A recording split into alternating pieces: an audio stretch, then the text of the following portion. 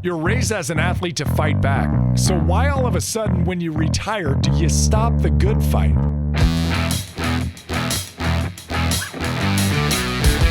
This is Finding Center with Nick Hardwick.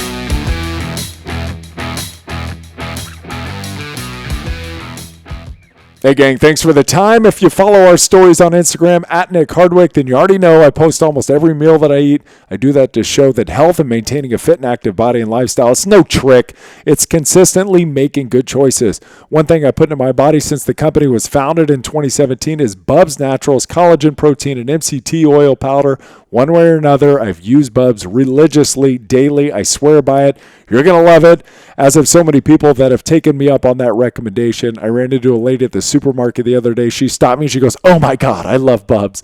Couldn't help but smile and say, "Hey, I do too." No other collagen brand can claim to be 100% NSF certified, and they donate 10% to charity. How many companies can claim that? If you're in the San Diego area, BUBS products now available at Barron's Market. Stop in and pick yours up. If you don't have a Barron's near you or don't want to go to the store right now, order it online at bubsnaturals.com.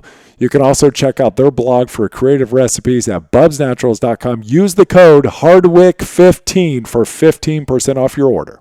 Hey gang, joining us today is a guy on the front lines fighting traumatic brain injury named Dr. Kabran Chapek. From the back cover of his new book, Concussion Rescue, a comprehensive program to heal traumatic brain injury. Few of us have been untouched by injury, whether on the sports field, in a car accident, falling off of a bicycle, or in the course of military service. While the consequences of a concussion are not always immediately apparent, they can range from debilitating to devastating. In fact, traumatic brain injury is fast becoming a national health crisis, with millions of Americans visiting emergency rooms with a TBI each year. There are proven effective steps for healing. In his groundbreaking new book, Dr. Chapek describes in detail the programs and protocols he uses at the Amen clinics. They are proven effective steps for healing. With an awesome foreword by the renowned psychiatrist Dr. Daniel Amen himself and really high praise from physicians like Mark Hyman, MD, this is a powerful guidebook for anyone who wants to steer themselves or a loved one into better brain health. As always, I thank you so much for your time. I sure hope this helps some of you folks out there. Enjoy the podcast. Doc, thank you so much for the time. How are you today? I'm great. Thanks. Good to talk to you, Nick. Yes, I greatly appreciate this. I think it's going to be super informative for a lot of our listeners. Now, before we get into healing the brain after TBIs, do you mind giving us your thoughts on the coronavirus in general and kind of how we're handling this?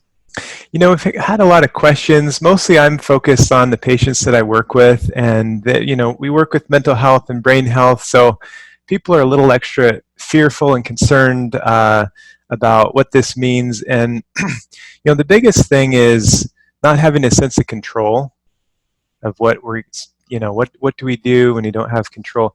And I just think about what we can control. What can we do?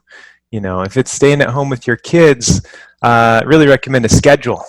We're trying to homeschool our kids right now as well. I got 3 kids, and it's like, I wish I could send them to school, but we can't. So we gotta make it like school. Recess at 10 a.m., math at 11, and oh, good. Wow, you're really writing it hard.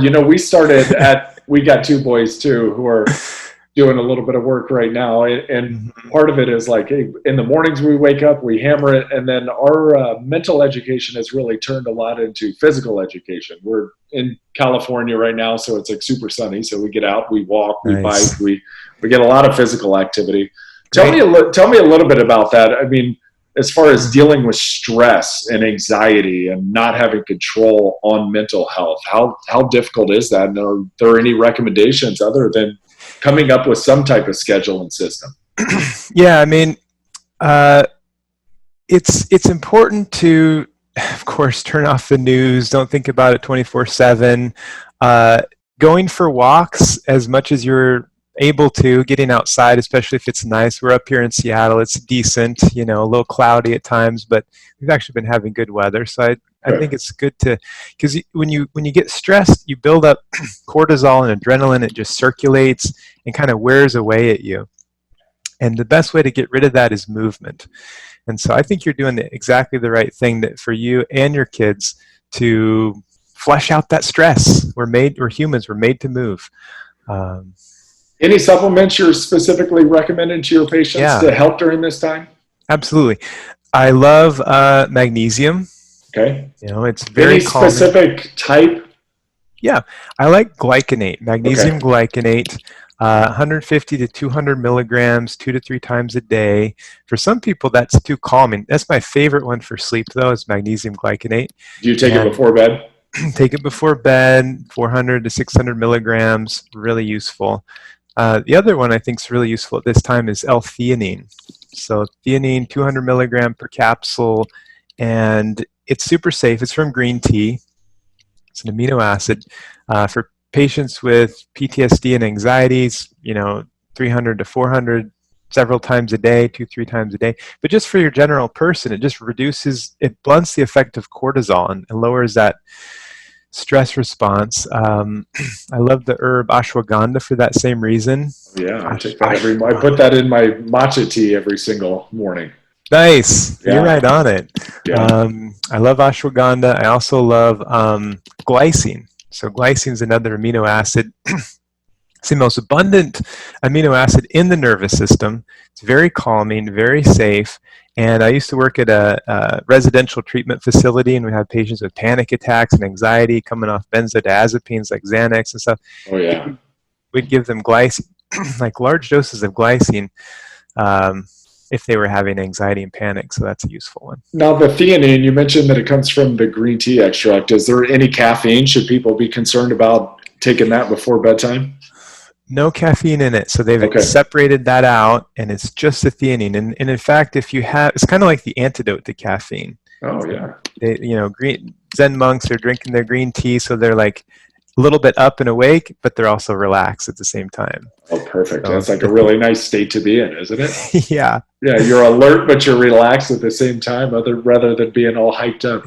Exactly. All right, let's get into the brain in your new book, which I thought is fabulous, and I'm super pumped. I've got my copy. I've been reading it, and I really do want to spread the word about this because I think there's so many people out there that could use the information that you have in there and put it to use today with their loved one or themselves and start healing that brain. How did the brain become your world?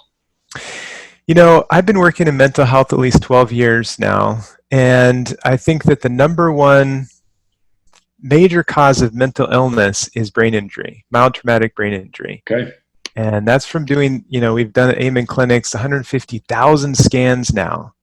And it's just, time and time again, I had a patient, we'll call him Jeremy, who's 21 when he came in. He's this jazz drummer, this scrawny little kid, and he was really talented, but so depressed, like suicidally depressed since he was 14, 15 years old. And didn't know why. Tried every medication. He had been through some really good therapy. Nothing was working. When we scanned his brain, he had clearly had injury to the left side.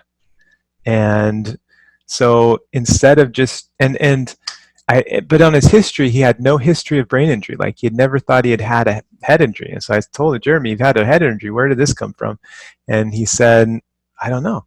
So you have to think back, So have you ever had a motor vehicle accident? Have you ever fallen off a bicycle, fallen out of a tree, fallen off a horse? No. Have you ever played contact sports? Oh, yeah, I started playing football when I was 12, 13 years old. And I was matched up against the coach's son. He was like 6 feet tall at the time. And I was like this funny little kid. Just get pounded and then have dizziness and headaches after practices. So that's when his depression started. And so at the early age, his depression started then. Yes. His depression started at like 14. All through high school, he was suicidally depressed. Oh, wow. Every day. And nothing was working. He tried every class of med, really good therapist, was referred by a great therapist. And so in addition to changing his meds, we put him on a program to heal his brain. And over the next several months, suicidal thoughts lifted, depression began to lift. He stopped smoking the pot that he was smoking.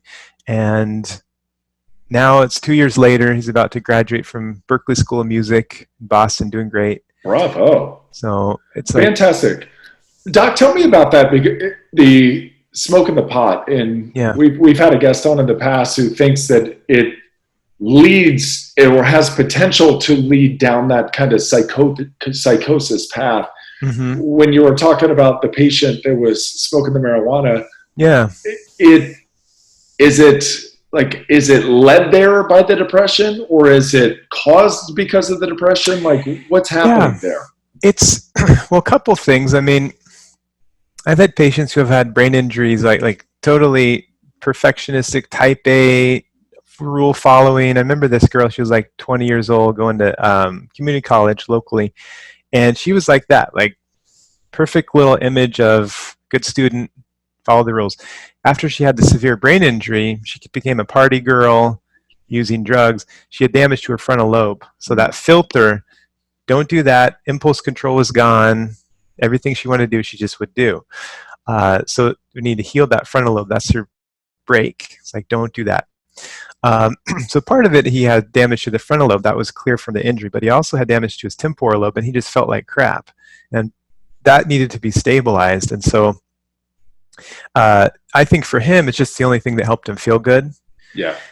I have seen a number of people when I worked in the residential treatment center who it will precipitate a psychotic episode once they start smoking pot. And I think some people are vulnerable to that.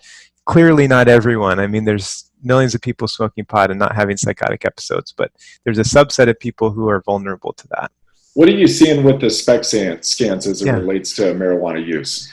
Ooh, good question. So we have in this database 150,000 scans. We're looking at blood flow, different than an MRI, which looks at structure. This is looking at activity of the brain. So yeah, these things they're beautiful to look at. I really do want to get one. I've had an EEG. I've had an MRI. The EEG did show damage. The MRI, I've never had an MRI show any type of ligament tears, nothing. It's never shown anything. I've had 11 surgeries. Never had an MRI really come up and say, yes, this is a torn ligament, or it's a torn meniscus or cartilage or whatever it may have been.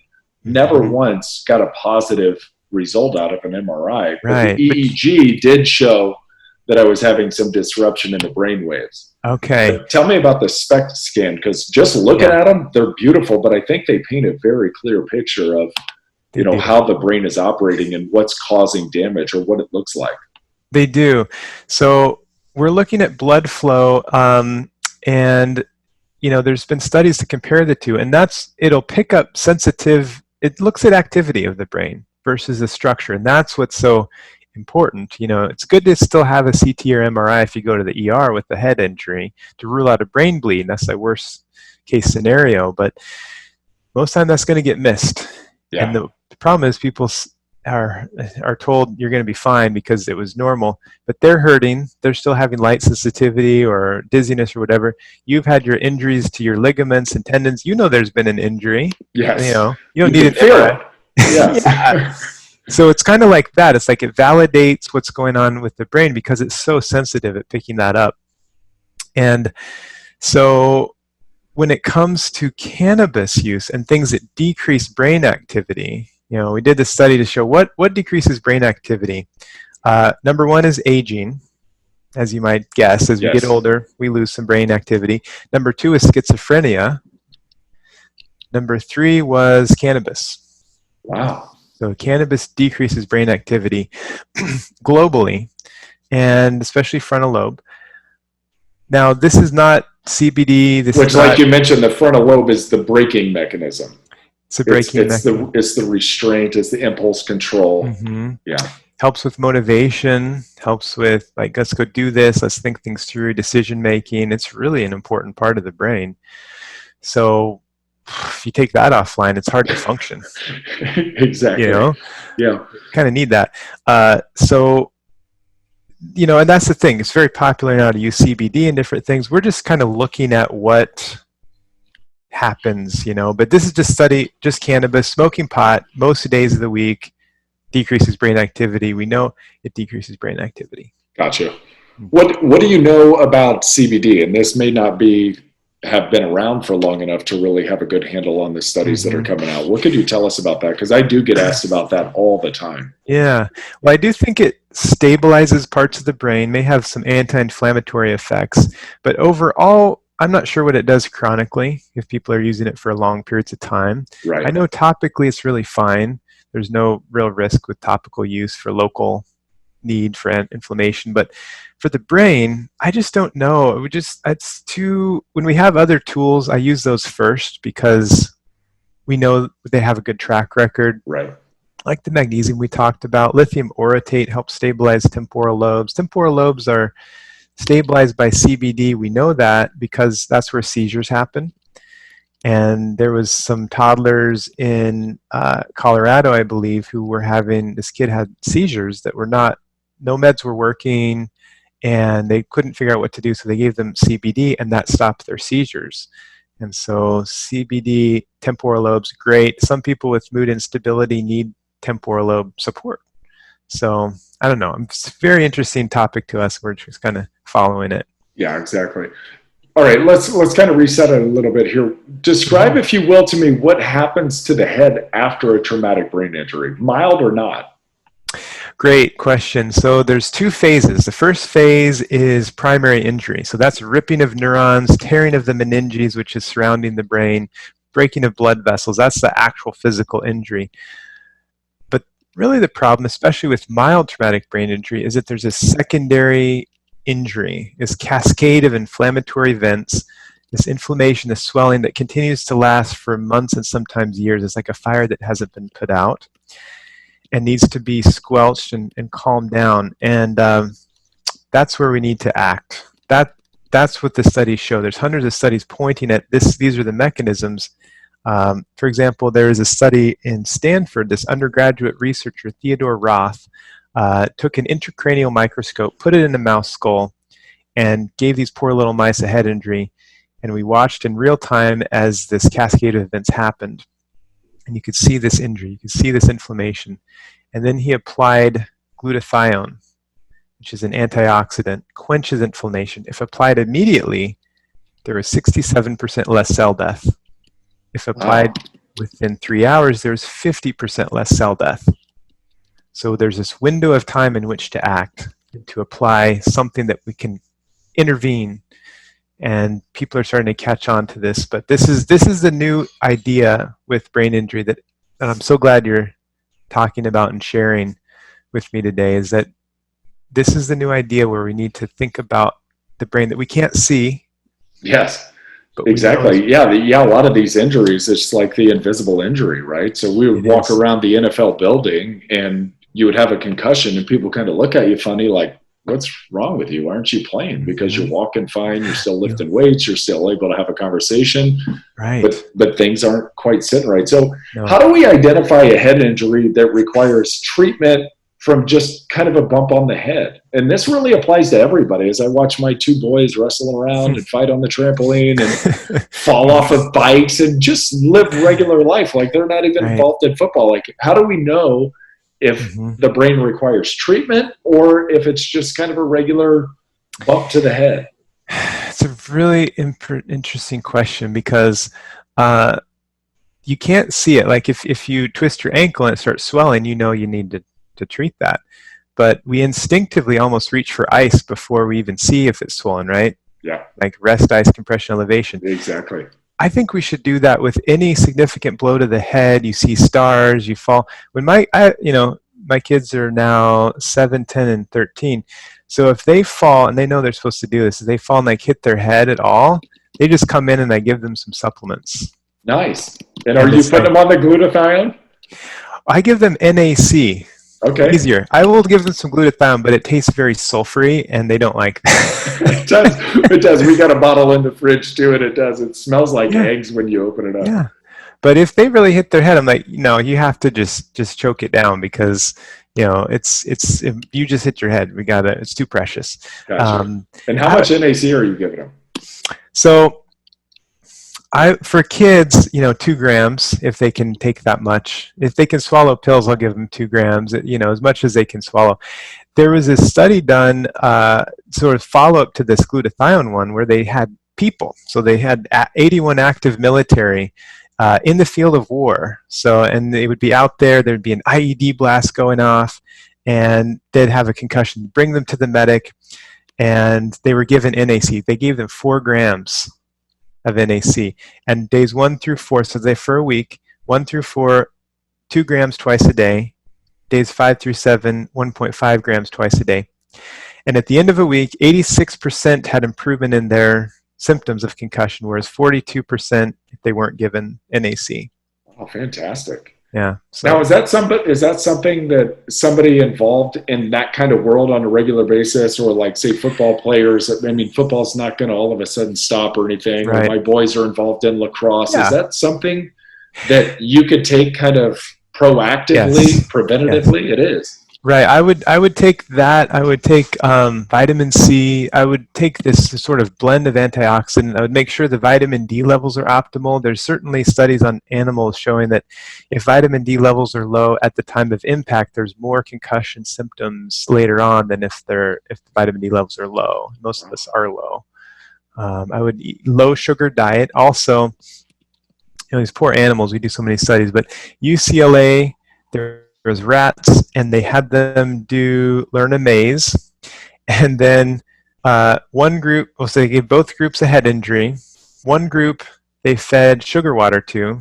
Imagine like 5 regular Cokes a day or something. The other group of rats, no sugar, just regular rat chow. And after 6 weeks, they had them do the maze again. And the rats who did the sugar water, 30% longer to finish the maze. So it really slows. Because it slows the healing down? Pro-inflammatory. Sugar is pro-inflammatory to the brain, and your brain is hurting after an injury, and it's not able to use glucose as well. And you're always burning ketones and glucose for fuel in the brain. So ketogenic diet, you're always using some fats for fuel. If you eat a lot of sugar, you're using no fats for fuel. You're just using sugar, and the glucose transporters are damaged in the brain, and they're not able to use that glucose as well.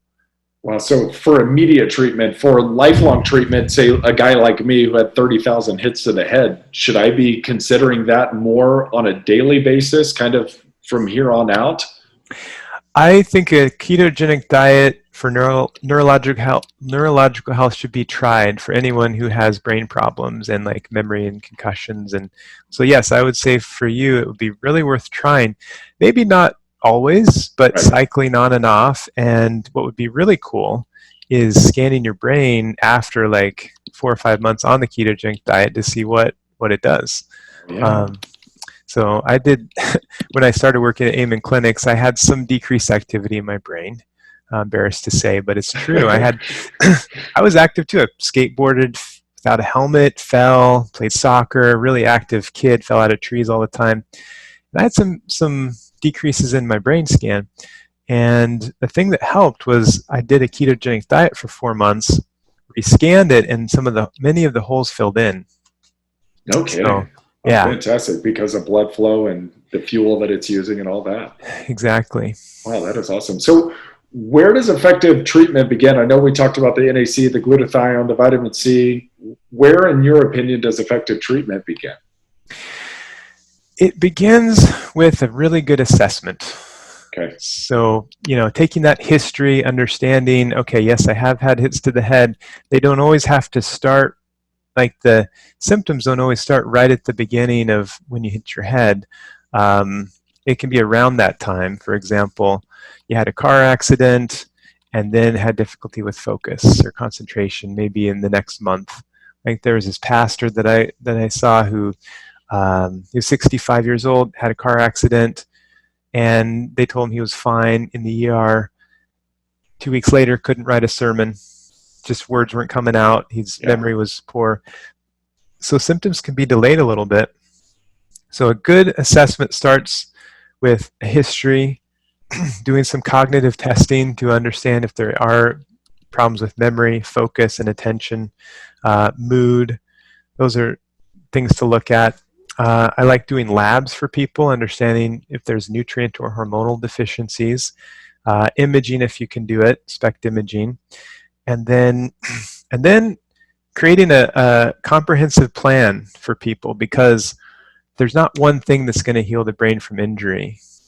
It's a program that gives us the best chance. They've done over 25 clinical trials to find the one pill that cures the brain from injury, and they all have failed. because it's more of a programmatic approach that's going to be effective. Yeah, it's kind of creating and cultivating that environment that the body and the brain can restore itself is essentially what I'm gathering.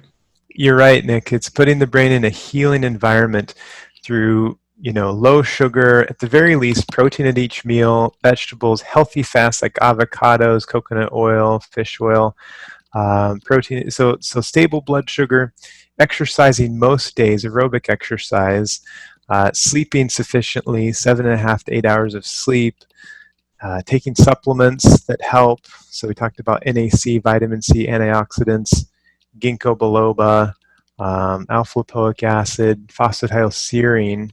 Phosphatidylserine is kind of a mouthful. That is a mouthful. One of my favorites. So helpful for memory. It's helpful for focus. And then optimizing hormones, lastly, I would say, is a key piece. All right, guys, we'll get you back to the podcast in just a moment. Do you know this, you business owners out there? The perfect hire can have an impact on your business for years to come, and the only place to find the perfect hire is on LinkedIn Jobs. LinkedIn has over 675 million members worldwide. LinkedIn Jobs screens candidates with the hard and soft skills that you're looking for as a company so you can hire the right person fast. LinkedIn looks beyond work skills and pulls your job post in front of qualified candidates who match your business requirements perfectly. It's no wonder a person is hired every 8 seconds using LinkedIn, and why companies ranked LinkedIn Jobs the #1 hiring platform for delivering quality hires. Find the right person for your business today with LinkedIn Jobs. You can pay what you want and get the first $50 off. Just visit linkedin.com/team, TEAM. Again, that's linkedin.com/TEAM to get $50 off your first job post. Terms and conditions do apply. Gang, do you know while you're waiting this out at home with the rest of us, you can still have some fun betting online at betonline.com with no NBA, NHL, or NBA. You might be thinking, there's nothing to bet on, man. But BetOnline still has hundreds of places to wager, including their online casino with poker and blackjack, and sports aren't totally done. There's still MMA, American Idol, the elections, the spelling bee. It's hard to see, sorry. No, you're good. Let me start this one over. Hey, HUD, move. Do you want me to hit the record? No, it's fine. Hey, HUD, move. HUD, you got to move, bud. All right, gang, while you're waiting this out at home with us, you can still have some fun betting at betonline.com with no NBA, NHL, or NBA. You might be thinking there's nothing to bet on, man, but you're wrong. BetOnline still has hundreds of places to wager, including their online casino with poker and blackjack, and sports aren't totally done. There's still MMA, American Idol, the elections, the spelling bee, and their $750,000 poker series. There's still fun to be had, so go to betonline.ag and use the promo code MyPod100. That's MyPod100 to receive your welcome bonus on your first deposit. Again, that's betonline.ag and use the promo code MyPod100. Bet online. The fun never ends. Super excited about a new sponsor for our show. Style is changing, formal wear is out, and the t-shirt is in. True Classic Tees, they're my favorite. I'm wearing it right now. So soft, it feels really good, and it fits really well too. It's based in LA, a t-shirt company that's on the rise. T-shirts are soft, they hold up in the wash, they're super versatile. You can wear them out, you can wear them to work or around the house, or I guess those things are one of the same these days. And we're going to be doing a lot of that. And the best part, they're super cheap, only $15. And now you can get them for even less. Go to trueclassictees.com. Use the code BLEAV. That's BELIEVE, BLEAV for 20% off. That's BELIEVE, BLEAV at trueclassictees.com. Life, it is such a wonderful experience, and without health, we can't enjoy all that it has to offer. If you haven't heard, our family has a new supplement line with our name on it. We are so proud. Check us out at hardwick.life. It's like hardwick.com, but instead of .com, it's .life. We have been taking these exact pharmaceutical-grade supplements for several years now. We are waiting on our shipping and fulfillment process to get up to the quality and the standard that we expect and that you expect, and now it's on point, and we can't wait for you to try. We love the enhanced immunity they offer all of us. I put my body through the ringer with football. I love knowing that I'm doing everything in my power today to ensure that I'm giving myself the best chance possible to live that fulfilling life along with my family. Check out these pharmaceutical-grade products and new family-friendly recipes posted all the time, both on our Instagram and online at hardwick.life. Hardwick.life, foundational elements for a fulfilled life. Check them out. Yeah, I think that's got to be a really important piece, especially for guys like me. I would imagine a lot of combat veterans or people who have lived kind of that hard life. And this is really the tough thing to understand, because the world that I come from, obviously, we're highly tested on a routine basis, and it's very illegal. And we've known it's very illegal to do any type of hormone replacement therapy. And you've been trained in that mode for so long that even when you get out of that world, to realize you have a hormone deficiency, but then kind of the willingness to be able to go back and do something about it, then when you're finally able to, I think that's a really tough barrier for a lot of men and women to cross that were former athletes. And tell me about that, because I have talked to plenty of doctors now about, the pituitary stalk gets damaged, or the hormones, and they drop off, when you're done living in that world that you were in, or the brain has had enough damage that it's done producing the necessary hormones. Tell me about that a little bit. No, that's a great point. And I hadn't thought about the aspect of how you were told that these are bad and you shouldn't use them. Oh, yeah, from a very early age, everybody knew.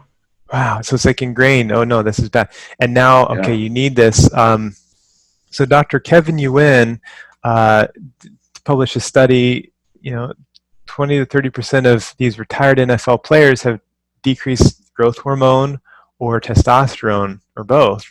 And it's like these hulking, like there's masculinity and health, and it's like, but there's low testosterone or low growth hormone that needs to be repleted. It could be causing low energy or mood problems or things like this. And they can be, tested on a blood test and then repleted. And it's damage to the pituitary gland, the master hormone gland. Wow. So I love how in the book you describe the oxidative damage that takes place after a traumatic brain injury as rusting of the brain. I've been saying for years that I would imagine my brain looks and operates kind of like how my knees, hips, and other joints feel. They took a pounding, and I describe those joints as they just got rust in the morning, and I got to kind of work through it. I think it paints a really cool picture for people. That's how you see the brain as well as the oxidative damage. I mean, oxidative is the rusting process. Exactly. It's like a chemical inflammatory soup that happens, and it will persist like a fire that hasn't been put out and continues to just smolder. And that's where the antioxidants are important. And we don't want to just totally quench and squash all inflammation, which is kind of may seem counterintuitive. Like they did this study in 2005 called the CRASH trial, where the standard of care was corticosteroids, so giving steroids which decrease inflammation in the ER if there's been severe brain injury. But more people died from doing that versus not. So then they stopped. After 2005, it was no longer the standard of care. So it's like too much of a good thing, I guess, or too much quenching of inflammation is not good. But that's where the nutrients and the supplements, they're going to be more gentle with our fragile brain tissue. They're going to balance things out more. Things like progesterone, very helpful after brain injury. Vitamin D modulates that inflammation really well after brain injury. I think it's good to take you can take fairly high doses of vitamin D safely, like down where you're at, sunny day, 10,000 international units of vitamin D, your skin's going to just produce. So I think that's a safe upper limit of a dose you could take. So you mentioned quenching the fire now a couple times. So in the book, this was really interesting to me, that clinical trials list hypothermia as a way to treat traumatic brain injury by essentially lowering core body temperature and cooling the brain, reducing swelling. So just a theory here, any chance that frequent immersion in cold therapy could have similar positive effects? I know the Wim Hof thing is kind of all the rage. It's a little bit of a biohack. I get that, but are there positive effects on the brain from immersing the body in cold water? I love cold therapy and hydrotherapy. I mean, as a naturopathic physician, we were trained in this. I'm recommending for people sometimes to do like mustard packs on their chest and things like that for lung infections and that. But cold therapy, when I was writing the book and looking into this, it made so much sense to me, Nick, but it wasn't supported by the evidence for acute brain injury. I mean, certainly if you're needing to do surgery and things like that, yes. I think it's very helpful and revitalizing, just from a personal perspective, to do cold immersion therapy and also saunas and heat therapy too. Definitely activates and turns on the nervous system, and I think it's helpful in healing, decreases inflammation. Yeah, absolutely. Another thing that a lot of people are getting into now, and I've been into this for about a year, and I know it just helps me from a patient standpoint, which is good, but I don't know if it's actually having effects on my brain. A lot of folks are meditating now. So what are the SPECT scans saying about its efficacy to treat brain injuries? Well, there are actually a couple of trials as it relates to meditation and brain injury, and most of them focus on mindfulness-based stress reduction, like an 8 or 12-week course, and then showing that improvements in quality of life. There's clear evidence that it increases frontal lobe and temporal lobes, which again, frontal lobe is focus and concentration. Temporal lobe is kind of like stabilizing mood. It also calms the cortisol and stress response, like the sympathetic nervous system is stabilized. And so even, after a brain injury or having concussions, it's hard to focus and hard to concentrate, right? Trying to meditate. I think it's one of the hardest things I've ever done. Very difficult. But so helpful. And the key thing is not that you have to remain perfectly calm and be able to be focused for the entire time, but that you keep bringing your focus back, and you catch yourself and you bring it back. And the bringing it back is like the bicep curl for your brain. Gotcha. Yes, that's where the real work is done. Gotcha. Mm-hmm. Any other high-tech tools that people could be using? I know I've read a little bit recently, and I have never done this, neurofeedback training. What do you know about that? Well, I would say meditation is poor man's brain training. Neurofeedback is like having an Olympic level coach. It's like very sophisticated, and you've had an EEG, so it's like having the wires hooked up to your head, but you're actually working that in real time. Like, so they're measuring brain activity, and then you're actually they're having you do things to change your brain waves in real time to improve the parts that are low or decrease the parts that are too active. And it's very effective. In fact, American College of Pediatrics says that it's as effective as stimulant medications for ADD in kids. Wow. So why wouldn't we do this all the time, right? But yeah, exactly. How do people access that? That's the challenge. I think that's why it's not commonplace. So psychologists, typically, sometimes master's level therapists and doctors will have this equipment. There's quite a variety of people who offer neurofeedback. Some people have just done like a weekend workshop and they have very rudimentary equipment. There's like people with $30,000 equipment and they have years of training. That's who I would want to go to, is the person with the expensive gear and the training. But typically they're psychologists, sometimes master's level therapists, and you can go to the website bcia.org. And oftentimes that's a certification for neurofeedback and biofeedback. And if you can find someone that does lens neurofeedback, typically that's going to be, or QEEG focused neurofeedback, then they've got pretty sophisticated equipment. They got the nice equipment. Now, what about this? I've seen it in this, probably I'm answering my question myself, is there's like a $200 or a $300, it's called the Muse EEG system. It's like one of those things you can have at home, and I guess it monitors you and then has a meditation course that kind of goes along with that. Where would you rank that at?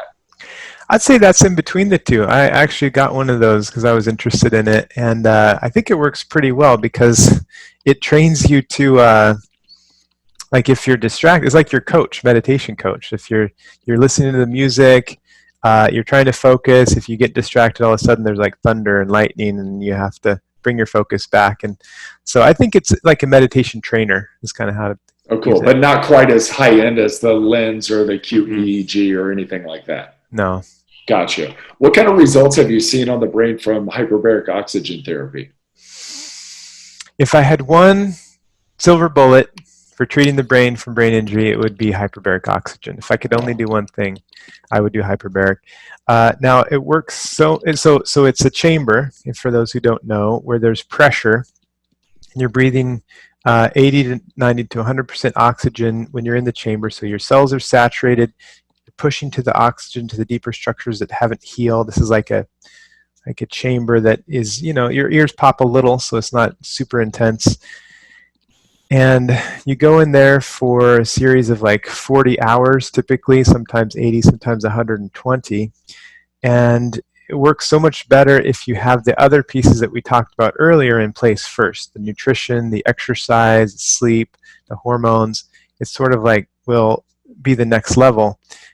We did a study with Zachary Lysted, who you might be familiar with. He's the reason we have the Zachary Lysted Law, or some version of it, in all 50 states, where if a player is suspected of having a concussion, they need to be assessed by a healthcare professional before being put back into the field of play. And he had been, an athlete. I think he was 13, 14 years old, played football, got hit, pulled out, but then went back in and got hit again.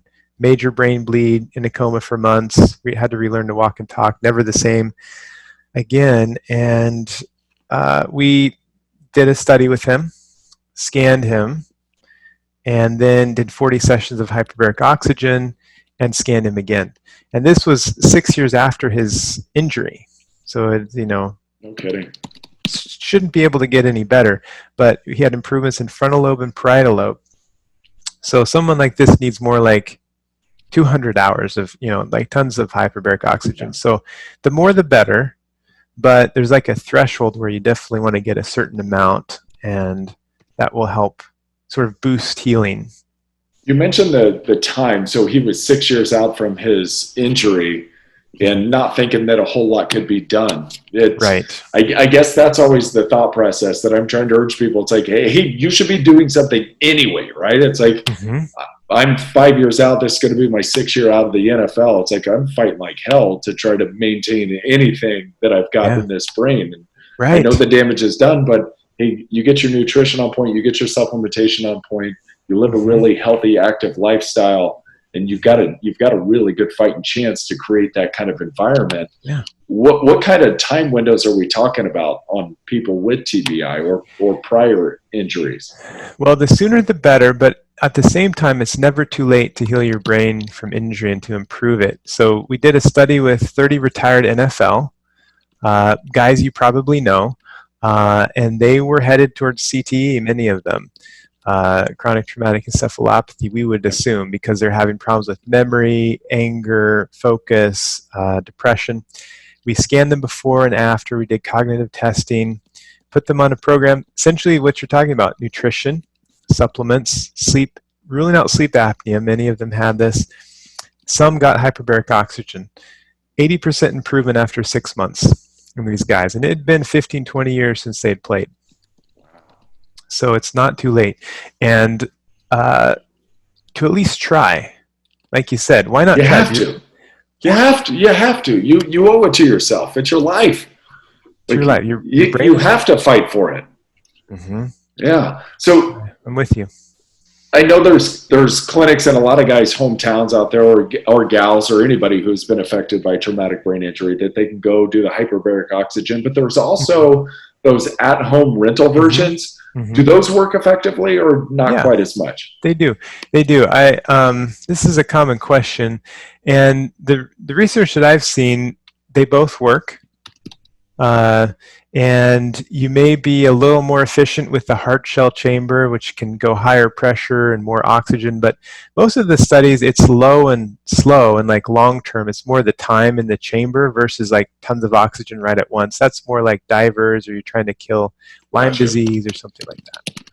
I gotcha. So just get in it, no matter how you can get in that thing. Yes, get in that thing. I like the rental versions because it saves time and money, and just it's more, the compliance goes way up because it's right in your living room or your garage or something.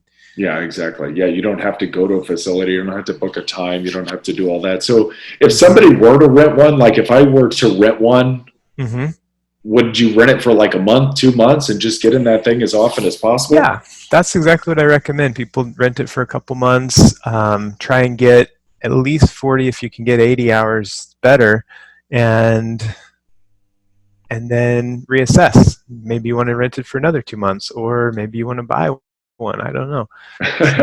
just recommend it. Just throwing it out there. Maybe you want to buy that thing. Yeah. How important is sleep in this whole process? Well, people with ischial brain injury, 30 to 70% of them have sleep problems. So, and I think it's closer to 70. And it's for a couple of reasons. One is the neurons are damaged, and so they're kind of, it's like the light switch is not all the way on or not all the way off. They're kind of flickering fluorescent lights. Your brain neurons, they can't turn off when they need to at night. They can't turn on, so you're sleepy during the day. That's part of why. Also, there's this wake-promoting chemical called hypocretin that is not being released. Hypocretin helps you be awake and alert during the day, so that kind of messes up your circadian rhythms, and also not enough melatonin is often produced after injury. So I think I would go so far to say that it is very difficult or nearly impossible to heal from a brain injury if you're having like chronic sleep deprivation. Gotcha. And any recommendations to help get the sleep sorted out? Or is that a function of the brain healing and then allowing the body to sleep, or is it the body sleeping and then healing? It's kind of becomes a kind of a vicious cycle. So I think melatonin, if you haven't tried that, that is very helpful at calming the brain and helping with sleep. Doesn't work for a lot of people. Next level, and of course, you're getting out the screens. There's, you're doing meditation apps or whatever you need to do, like to get your brain calm, and then get you to wind down. Oh yeah. Doc, tell me about melatonin, because I've had some people tell me that melatonin, it is a hormone, correct? Yeah. And they say that it kind of messes with the testosterone, or it's not something that you want to be on a regular basis. What do we need to know about melatonin? Like, how safe is it to be on for an extended period of time, or what kind of time period do you recommend? I don't know where these myths are coming from, but melatonin is 100% safe. I think it comes from the idea other hormones can be suppressed. Like if you took just injectable testosterone, you could suppress your own testosterone and would eventually. Right. Melatonin doesn't work like that. You can take hundreds of milligrams of melatonin for years, stop, and you'll still produce melatonin the next day. Wow. Cancer patients we give for 20 milligrams just for the antioxidant benefit alone. So I would say it's part of the healing. Even if you're not using it for sleep, it could be used for healing the brain. And I would have no qualms, of using it. Teenagers can use it. Oh, that's great. Yeah, that's great to know, because it really does. I found a lot of benefits in melatonin use. Yeah. Don't be afraid of it. But then I heard it and I was like, and then I stopped for a little bit of time, and then and maybe this was just because of an awareness thing that I wasn't taking the melatonin. It felt like a crutch. I was like, I don't have my melatonin. I'm not going to sleep. Now I'm sleeping really well without it. Oh, good. Yeah, which is fantastic. Yeah. So now it's like, okay, well, if I'm not sleeping, maybe I'll pop a melatonin. You can use it. It's a tool. Yes. So thank you for that. You mentioned aerobic exercise. Tell me about physical activity and kind of recommendations for the brain. Well, mostly for healing the brain from injury, it's aerobic exercise, and the more the better, honestly. If we have, and the more intense, the more BDNF you will produce. Brain-derived neurotrophic factor. It's like Miracle-Gro for neurons. Supplements increase a little bit, meds a little bit, but exercise trumps all of those. And if you can do interval training, great. And then for strength, you like interval training for BDNF? I like interval training for BDNF, yes, and also for growth hormone. So if you're not able to, or it's not practical to do some sort of supplement to increase growth hormone, and it's good to do physical exercise anyway, again, more intense, the more growth hormone you will produce, especially interval training specifically. Do you recommend growth hormone for some brain patients? Yes. You do? Some people are low. What I recommend are the things that help you produce it yourself more. So Gotcha. if they're someone who is not producing at all, then I refer them to an endocrinologist like Dr. Kevin Yuen at the Barrow Institute in Phoenix. He's like a world expert in this. But if they're able to produce some degree, and you can tell on labs where someone's at in that continuum, right? There's things that you can do to help stimulate their own production. Back to the exercise real quick, and I'm thinking kind of specifically of a couple of guys that I know, but more really one guy who's multiple years out now from brain injury, but every time he gets involved in vigorous physical activity, his head starts to get upset. Should he be working through those symptoms or work up to the symptoms? What kind of are the recommendations towards that? These are like perfect questions. So the rule of thumb is you want to exercise right before the point of symptoms. You don't want to work through that, unless it's like dizziness and your visual field is disrupted. But if it's from like headaches or other concussion symptoms, memory or confusion increases, you want to back off. And so like say a 15-minute jog, you'll start having a headache. Try 10 minutes or try walking or something, but you don't want to push through that. You want to listen to your body. It's interesting that it's been even years after. The one thing I would also think about for people who are having symptoms with exercise, if it's been years out, is to look at the structural aspect and make sure the first and second cervical vertebrae are not out of alignment, because if those are misaligned, they could be impinging on cerebrospinal fluid flow. And as you're increasing the blood flow, there's increased pressure, and that's potentially causing symptoms where there's like a backup. And so certain kinds of chiropractors will look at this. NUCA, upper cervical chiropractors, or Atlas orthogonal chiropractors can assess and treat this. Oh, wow. Fantastic recommendation there. How important is the brain SPECT scan in diagnosing brain injuries? Well, it's 94% sensitive and specific at picking up mild traumatic brain injury compared to MRI. So it's very, very effective. And, 4 out of 10 patients that we come to and see at Amen clinics for some other reason are found to have had a brain injury. So it's a significant contributor to brain problems. And you hit on this a little bit earlier, and this was kind of a really common thing as I was getting assessed, as I was working my way out of the NFL career. It's like, well, how are you feeling when I get my neurocognitive test? And I'm like, you don't really know. And part of the thing that they wanted to say was, well, you've got 2 young boys at home. You've got a new career that you're kind of working into. How do you tell the difference between normal aging and an expedited aging, and you need to go get checked out? I don't like the idea of normal aging because why do our brains have to naturally decrease in activity? Like, why can't we keep ourselves sharp and clear as into old age? I think that is the goal.